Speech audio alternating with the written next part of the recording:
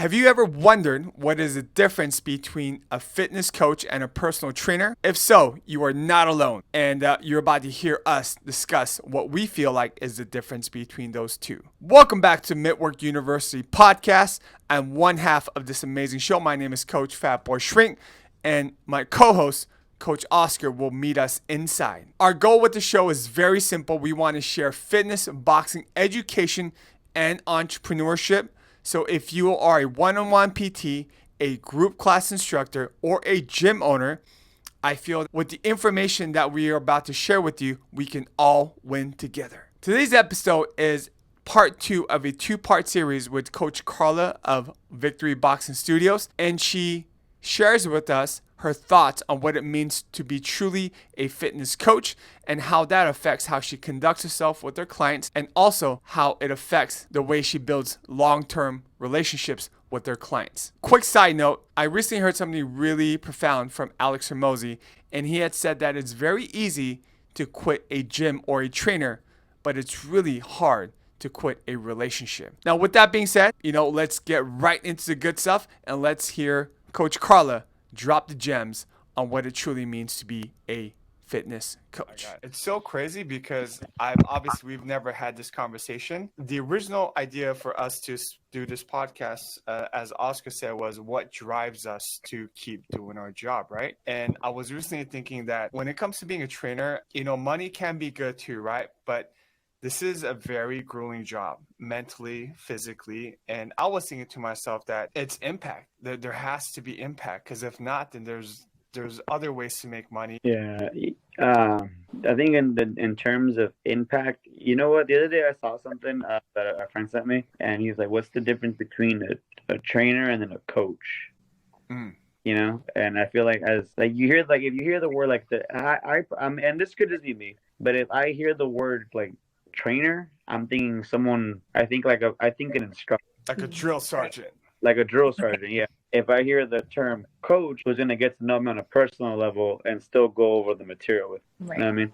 Because I try to think, in terms of like the coaches that I had growing up, like, if you're having a tough time, or you're having a good day, or it's your birthday, whatever, like they check in with you, they follow to see how you're doing. But if it's just like, hey, you have you have to go run drills over here at this time, you get in, you get out, but that's about it. It's like a one-time deal, but it's not necessarily it's not something that's memorable anymore. You know what I mean? It's exercise, but it's just someone giving you the instructions, and they're kind of just guiding you through it, but they're not really sitting there coaching you through it anymore. You know what that's called? That's all an app is, right? Like, you would just be the human version of the app. So there's really nothing extra. I'm just telling you what to do, right? No, that's a great point, my man. Moving on back to Karla, what is it when you wake up and you're done with your regular 9 to 5 and you're about to teach class? What drives you to be like, I'm pumped, I'm gonna do blank for these ladies? Like, what is going through your head? Well, definitely get them through a really good workout. I think for me, I'm also someone, I'm pretty self-motivated, but I think that there are days when you struggle with getting in the rhythm of things. So I think the group setting really, really helps. So for me, when I think, okay, I'm getting ready to teach classes, how can I provide them with a great experience today? How can this be a memorable workout? What are they gaining from here? How can I make it fun? How can I make it to where this will set us apart from other coaches? What is it about me that I can work on to give them a better experience? Or especially because we have had some, again, that have complained about coaches that they're coming from, that maybe made them feel a certain way. Because one thing's for sure, you don't always remember what someone says, but you always remember how they made you feel. And I think that that's very, very important, is approaching the class with compassion, and understand that a lot of these girls, they're coming to you because they look at you as the leader, as this is the guide, this is the person that motivates me, and maybe I look up to her, maybe I look up to him, and what can I take from them that is going to make me feel better about myself, or is going to get me in the direction of becoming the better version of myself? Because when you feel lost, sometimes you need to look for outside perspectives in order for you to get back in the right Absolutely. path. So Two things. So- Have you never been a pastor before? no. No, are you sure? Been a Because pastor. I'm really starting to feel like you have a little bit of that in you. Number two. No, but you know what? mhm. This goes back to what Oscar was saying earlier about what makes you a coach and what makes you a trainer. And I think that something like this, personally, I feel like this is what I like to give our clients, because especially as a female client, female coach, is you get a lot of people tell you a lot of very personal things. And I think it's very important for you to be able to have something sustainable to say back to them that's going to make them get out of, whatever they're going through too. And that's important. One thing about that, I do feel that the personal trainer, a portion of our job is therapy. Oh yeah. That line has to be very guarded as well, because I've definitely made the mistake where I just pass a certain point and I just can't get them to listen to me. So that's a lesson that I've learned on my own. We have to be so strong because so many people come to us with their issues or challenges that sometimes it can start to drag us down, if that makes sense. I don't know if you guys ever dealt with that. And so a lot of times when I go to work, that's why I try to really work on myself, get in my own workouts, make sure I'm eating healthy, because if I don't do that, I go to work and people just throw all this stuff on me. Sometimes I feel like I need therapy, It's like that phrase too. It's like every coach needs a coach. Yeah. That's why the times I go to UNLA, because I'm just like, you know what?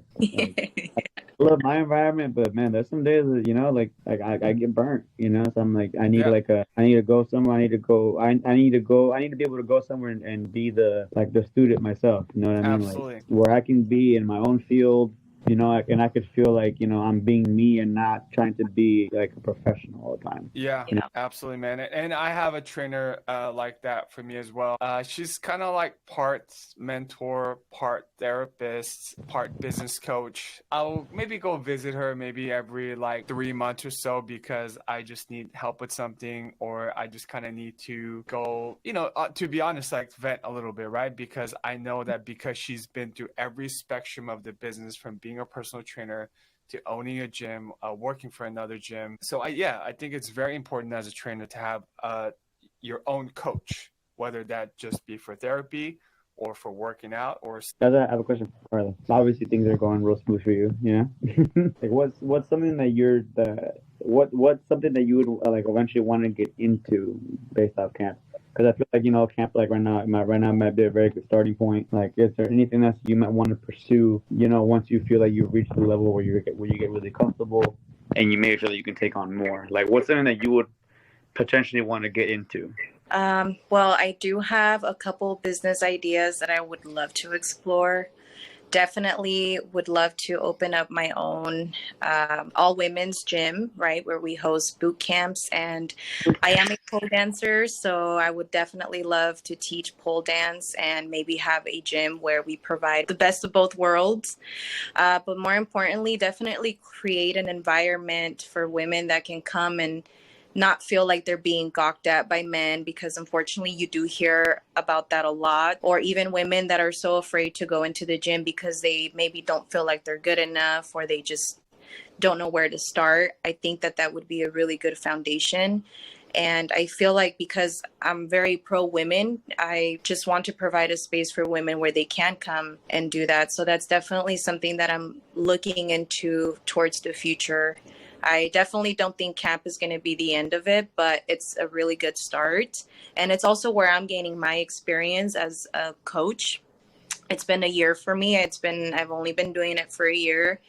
And I think that I'm very blessed to be in a position where I'm at, because I know that a lot of coaches don't have the opportunities that I did, or to be even making the same amount of money that I'm making. And I take that very wholeheartedly. And more importantly, with my clients, I love each and every one of my clients. They provide me with things that I did not think that I would get. Not only am I giving them, but they're also giving me a lot of experience and a lot of connection and a lot of just being empathetic for people, and just I'm just experiencing a lot, and it's been a really, really good experience for me so far. I'm sorry, before I forget, what's that cool name that I came up with for you that you really liked? It was like midnight. It was like a napkin. It was like Oh midnight yeah, it was that. You said, I don't remember. midnight shenanigans or something like that. No, you said cool things happen at midnight.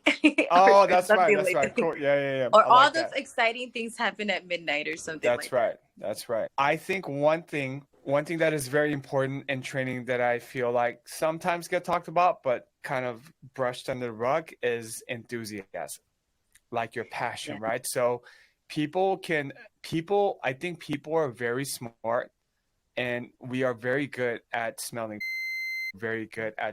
passion. We're really good at smelling intention. So I feel like if we could be more authentic, really bring a passion, that clients feel that, you know? Yeah. Yeah. Yes. And Yeah. I think that that's something too that we strive for at the gym. Yeah. Having good energy. Yeah. Because I know I've had a couple trainers that were just, or coaches that were just, damn, there's no effort here whatsoever. I'm just like, I'm trying to I'm trying to put in as much effort as I can, but I feel like if, my coach is not like attempting to like give me that same like drive on the way back or like that same, like it takes two to tango. Yeah, exactly. It takes two, but I feel like I'm trying to, put forth a lot of my energy into something, and let's say my coach is he's let's say maybe having a bad day or he's not into it or he might be having one of those days where he just doesn't want to do anything. Like you're gonna definitely feel that. Oh yeah. Because you're gonna feel like you at that point you're gonna feel like I feel like you're going to begin to feel like you're pulling weight. You know what I mean? And that's not the environment that we go for. You know what I mean? One thing, quick question. When you guys run the boot camps, and these are 6-week boot camps, if after 2 weeks, if you start not to have results, they basically stop the challenge, but they can still come to class, right? How many of them actually continue to come to class? I feel like they usually always do. Yeah. Yeah, they usually do. They just stop sending in their meals, and then I'm like, okay, I'm not going to bug her anymore because we're not getting anywhere. And I always reiterate to them on orientation day is because I have noticed that a lot of people are so afraid to communicate. They're so afraid to say, hey, no, I don't want to do it. So they rather ignore you. So I always tell them, hey, if at any time you don't want to do it anymore, don't be afraid to say, hey, I'm dropping the challenge. Like, I'm not going to be mad about it.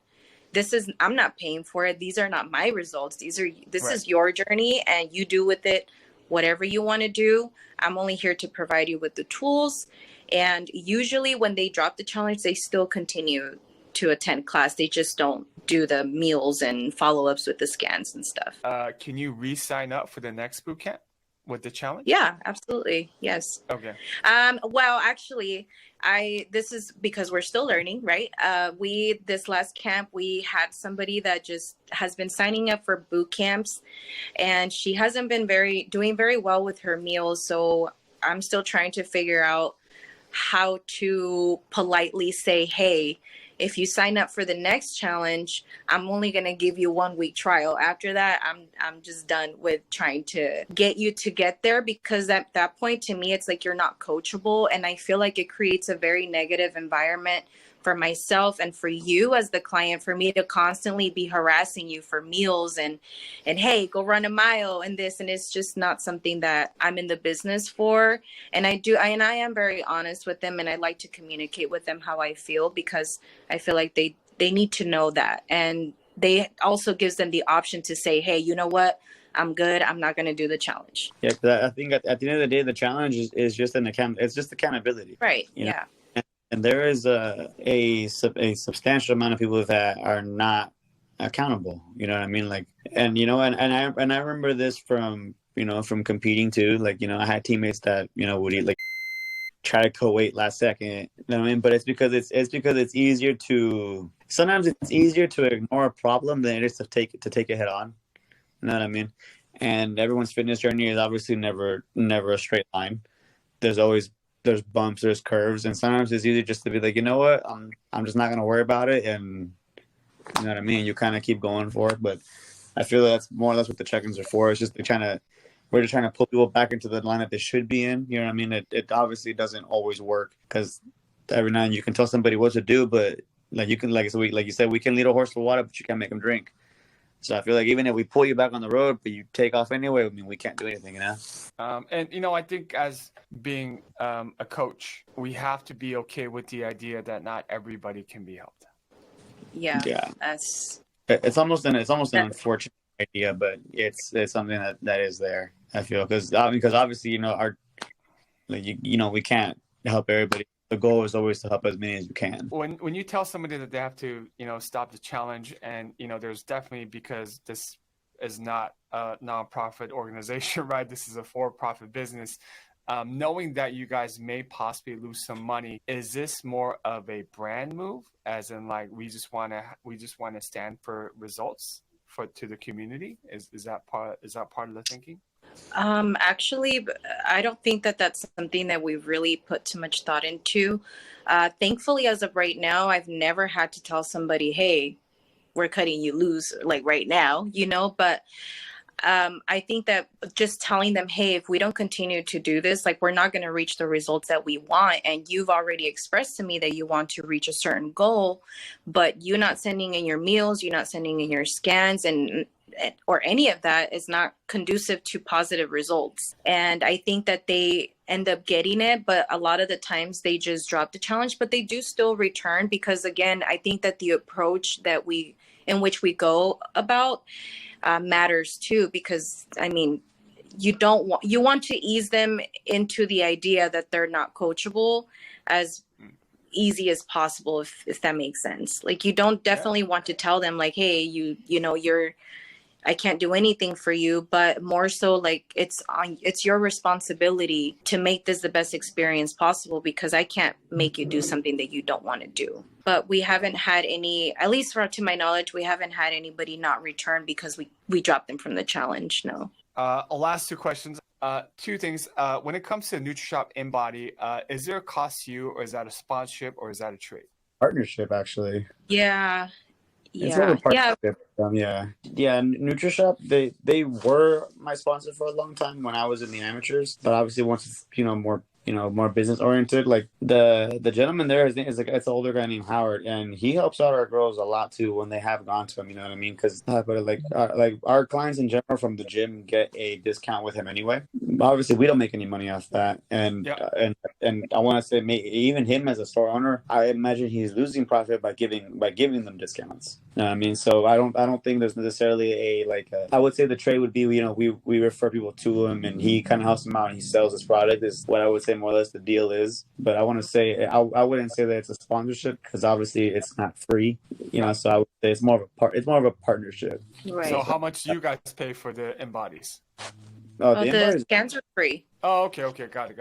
Yeah, the scans are free, but the merch is not. Yeah. Karla, so last question. So let's say there is a female, she's a female fitness instructor, and she's literally tonight, it's 1:52 p.m.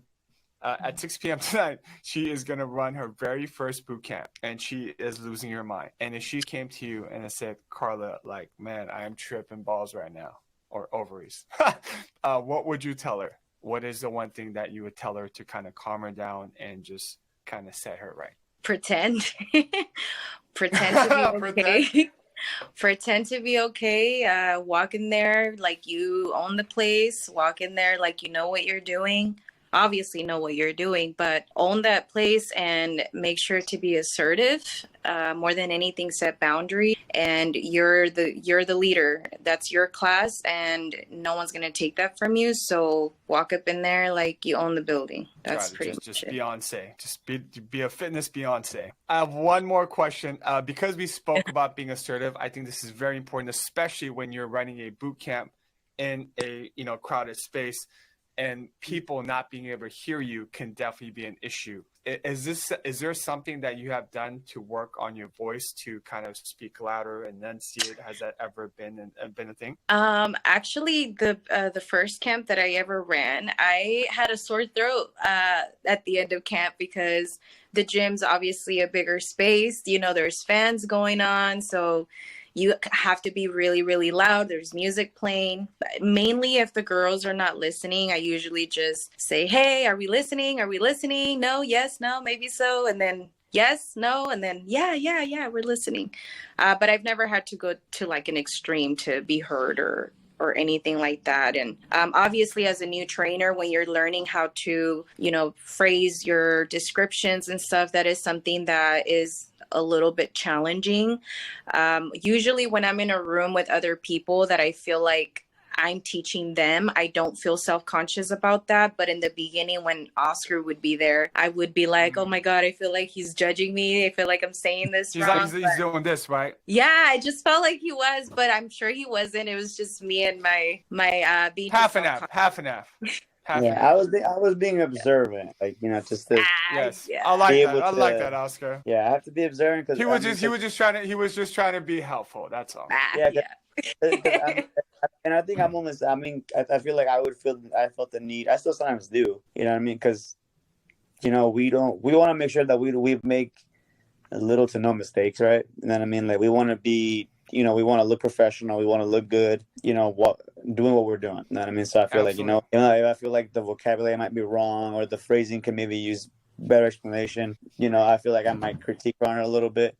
But I feel like the same would go for me. I feel like if I said something wrong or something wasn't very clear, I would feel like I would want something, hey, you know what? I didn't really understand this part. Can you go back and re-explain it? Then I'd be like, okay. So at least now at this point, I know that I'm looking, not that I'm looking, but I know that I need to potentially rephrase what I'm saying in a much clearer way. Yeah. Because the goal is to get the whole goal is to get the point across from A to B. You know what I mean? Like, we don't want to go through the whole alphabet to get the point across. Just A to B. I think one of the most difficult things as a trainer, even if you know how to do it, it's the ability to be able to deliver simple and concise cues. And that takes experience and time. Yeah. Yeah. Karla, this is your show today. Are there any parting words that you would like to say to the audience? If you're a new trainer, definitely do not be afraid to do what you need to do to go out there and just get it done. Don't even think about it, just do it. Because I think that no matter what you do in life or as a coach, you're always going to be learning. I'm still learning. Oscar's still learning. I'm sure you're still learning, So never Every feel day. like you're not good enough to do it, because if I can do it, you can do it. So that's pretty good. That's right. That's Pastor Karla right there, y'all. Yeah. Thanks again for joining us for another amazing episode. This was a very important reminder to myself how important it is to have a coach's mindset when it comes to training our clients. My favorite takeaway of this episode was more of a question rather than a statement. She said when she's training her clients, she's always asking herself, what sets me apart from the other coaches?